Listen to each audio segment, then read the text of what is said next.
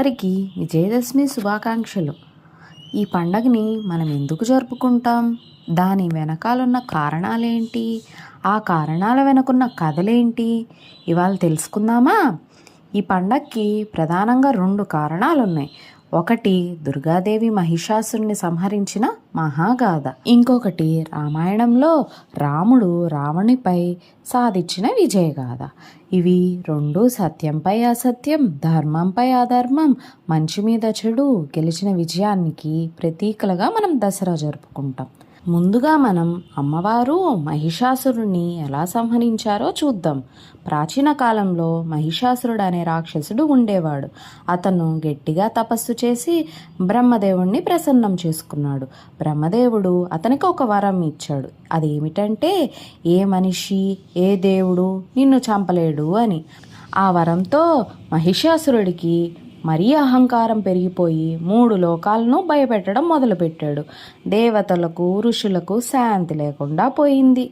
ఆపదలో బ్రహ్మ విష్ణు మహేశ్వరులు కలిసి తమ తమ శక్తుల్ని కలిపి ఓ మహాదేవిని సృష్టించారు. ఆవిడే దుర్గాదేవి. ఆమె అద్భుతమైన రూపంలో 10 చేతులతో, ప్రతి చేతిలో ఆయుధంతో సింహంపై తిరుగుతూ ఉండేవారు.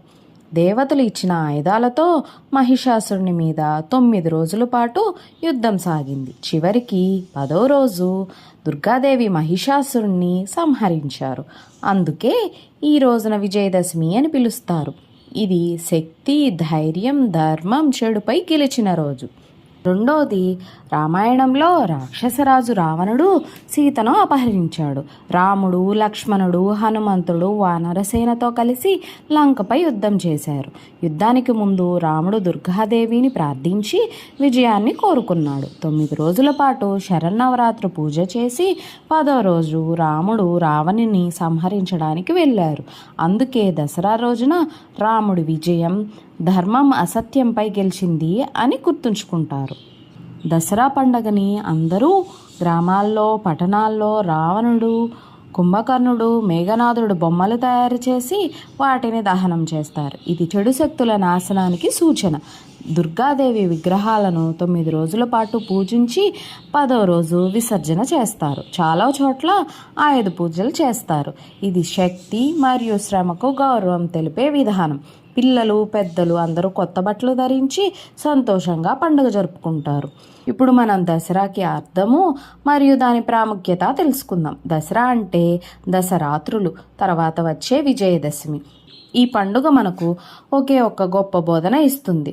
చెడు ఎంత బలంగా కనిపించినా నిజం చివరికి గెలుస్తుంది. ధర్మం, న్యాయం, శక్తి మరియు జ్ఞానం కలిసినప్పుడు అసత్యం నశిస్తుంది. మనలోని అహంకారం, లోభం, కామం, క్రోధం వంటి పాపగుణాలను తొలగించుకోవాలని ఈ పండుగ గుర్తు చేస్తుంది. అందుకే దసరాను సత్యం, ధర్మం, విజయం, శక్తి మరియు భక్తికి సంకేతంగా ప్రతి సంవత్సరం ఘనంగా జరుపుకుంటారు.